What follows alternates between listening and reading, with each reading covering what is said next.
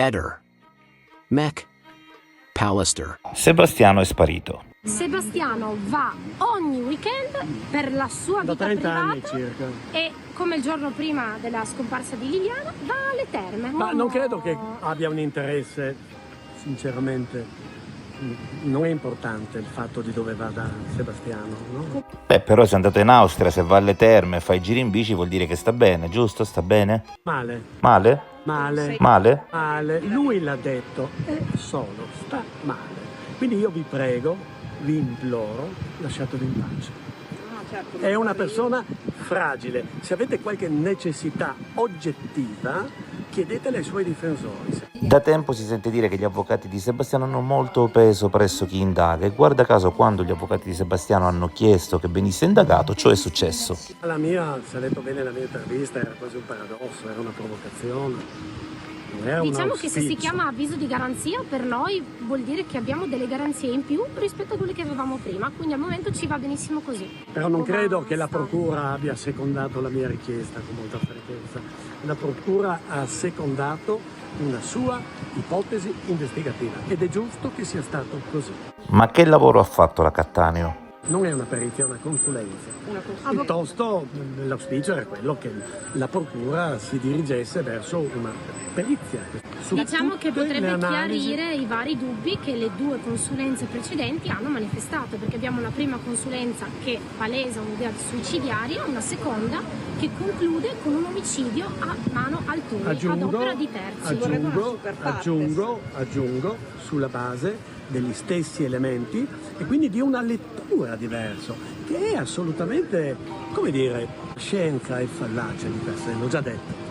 Quello che non è fallace secondo me è l'istinto.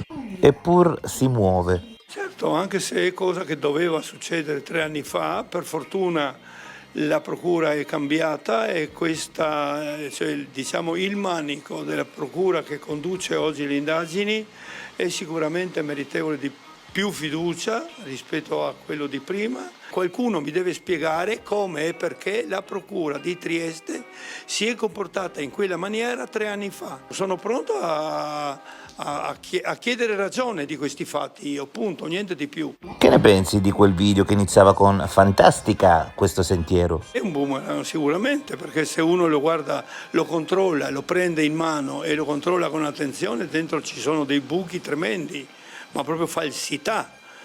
Cose tipo fare 500, per esempio, 500 metri di strada in bicicletta in 13 secondi corrisponde a 240 all'ora, giusto per dire un numero.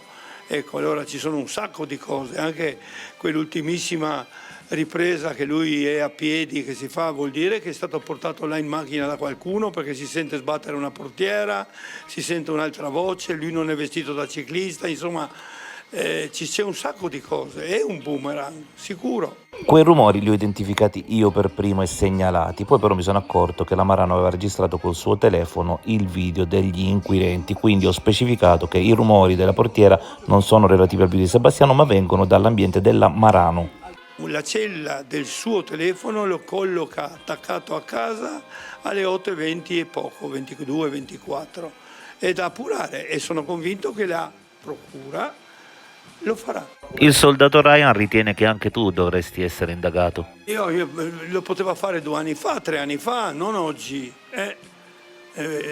La procura 3 anni fa doveva indagare una decina di persone, secondo me. Sebastiano, dove sei finito? Insomma, lo so, vorresti saperlo, non lo dico a nessuno, non posso dire niente. Sono solo. Lui è solo, ecco, per quello è disperato in questo momento.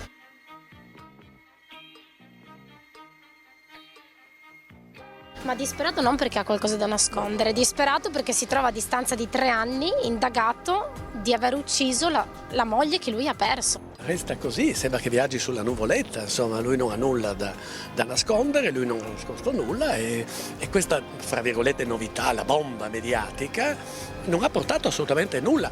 Che fosse sostanzialmente indagato, l'abbiamo sempre pensato, perché solo lui bisogna chiedere alla procura. Quando parliamo di queste cose, Sebastiano entra in un suo mondo, perché lui non vuole credere al suicidio, e men che meno poteva immaginare che qualcuno le volesse del male. Lui non si è mai capacitato, guardi, l'idea ce la siamo fatta noi, l'idea che Liliana si sia suicidata, senza ombra di dubbio. Noi non possiamo entrare nella mente di Sebastiano per sapere che cosa lui pensa. Lui è travolto in questo momento è travolto, lui fa parte ormai di uno scenario in cui neanche lui sa più cosa sente, più cosa prova, è molto provato. Forse perché non ha bisogno di rispondere all'agonia mediatica.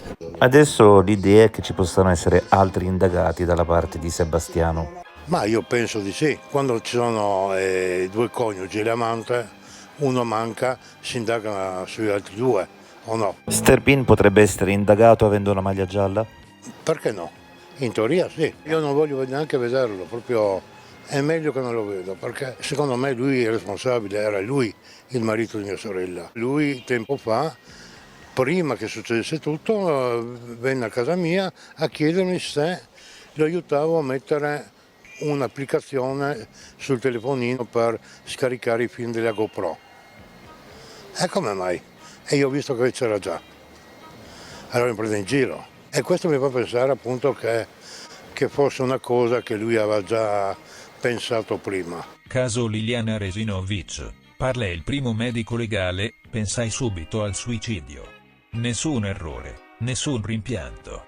Il dottor Fulvio Costantinides, oggi in pensione dopo 40 anni di carriera, è stato il primo medico legale ad analizzare il corpo di Liliana Resinovic. Ritrovato il 5 gennaio 2022 in una boscaglia nei pressi dell'ex ospedale psichiatrico di Trieste. A distanza di oltre 3 anni da quel giorno, Costantinides rivendica con fermezza l'operato suo e dei suoi colleghi, respingendo ogni ipotesi di negligenza o superficialità. Per lui, fin dal primo momento, si trattò di un suicidio. E nemmeno la nuova autopsia condotta dal team della professoressa Cristina Cattaneo, che ha ribaltato completamente quell'impostazione parlando esplicitamente di omicidio. Sembra aver inclinato le sue certezze. Il medico racconta che, nel momento in cui vide per la prima volta il corpo della donna, la sua impressione fu immediata e netta. Una sensazione a pelle, l'ha definita. Quella messa in scena, una persona con sacchetti in testa e infilata dentro 2 grandi sacchi neri, a molti potrebbe sembrare inquietante, incompatibile con un gesto volontario. Eppure, spiega Costantinides, situazioni simili si sono verificate altre volte nella sua lunga esperienza, anche nella stessa Trieste. Il suicidio con i sacchetti in testa è una modalità molto meno rara di quanto si pensi, sostiene. Dal volto di Liliana, aggiunge, non emersero segni evidenti di violenza. Nessun elemento che potesse far pensare, in quel momento, a un'aggressione. Ma poi è arrivata la seconda autopsia, quella firmata dal gruppo della Cattaneo, che ha delineato un quadro radicalmente diverso. Ipotizzando un omicidio e trovando lesioni che sarebbero compatibili con un atto violento. Costantinides, però, non si scompone. Ricorda come al tempo dei primi accertamenti non ci fosse il materiale organico oggi disponibile, e come ogni rilievo allora possibile fu regolarmente effettuato. La Cattaneo ha avuto più tempo e più elementi, dice, ma anche noi, con quello che avevamo, abbiamo fatto tutto ciò che era nelle nostre possibilità. Le differenze, dunque, non sarebbero frutto di errori, ma di interpretazioni differenti sugli stessi dati. A chi gli fa notare che le escoriazioni e le contusioni descritte oggi come tracce di un'aggressione sarebbero state sottovalutate, risponde che si tratta di segni aspecifici, che difficilmente consentono di ricostruire con certezza la dinamica di un evento. Sono interpretazioni, ribadisce, e ogni perito può darne una diversa. Non ritiene, inoltre, che l'ipotesi del suicidio possa aver condizionato le indagini iniziali. Abbiamo trovato un corpo nel bosco e attivato tutte le procedure previste, afferma.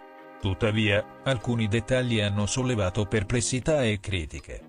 come il video in cui si vede Costantinides e altri operatori presenti sulla scena del ritrovamento privi di dispositivi di protezione individuale. Il medico replica anche su questo. Spiega che, al suo arrivo, sul posto erano già presenti i vigili del fuoco, la polizia scientifica e il pubblico ministero. Nessuno indossava dispositivi specifici, se non mascherine anti-Covid. La scena era già compromessa, a quel punto. Il corpo era stato toccato pochissimo, e comunque solo per quanto indispensabile. E quando arrivai, non era ancora stato spostato. A distanza di tempo, non crede che si potesse fare di più. La scientifica arrivò da Padova e fece tutti i prelievi necessari. Più di così, in quel momento, era difficile fare. Un altro elemento controverso riguarda la dotazione della morte. Secondo la sua relazione, Liliana sarebbe morta entro le 48 ore precedenti al ritrovamento. Oggi, però, si ritiene che il corpo fosse lì fin dalla mattina stessa della scomparsa, quindi da almeno 3 settimane.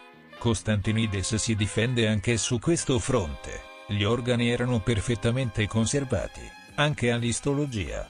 Le basse temperature possono spiegare quel livello di conservazione. Quanto alle nuove scoperte, tra cui una presunta frattura vertebrale, il medico mantiene una posizione scettica. Noi alla TAC non l'avevamo rilevata. Si tratta di una lesione minima, difficile da correlare con certezza a un evento violento. Ho visto migliaia di cadaveri nella mia carriera. Una frattura così lieve può avere 1000 spiegazioni. In merito alle indagini ancora in corso, non si mostra ottimista. Finirà in nulla, dice secco. Anche il fatto che il marito della donna, Sebastiano Visintin, sia ora formalmente indagato, per lui non ha significato probante. Essere indagati non vuol dire niente, è un atto dovuto in molte fasi dell'indagine. Nessun ripensamento, nessun dubbio sul lavoro svolto. A dire la verità, non cambierei nulla di ciò che ho fatto, conclude. Un punto fermo, il suo, in un caso che resta ancora pieno di zone d'ombra.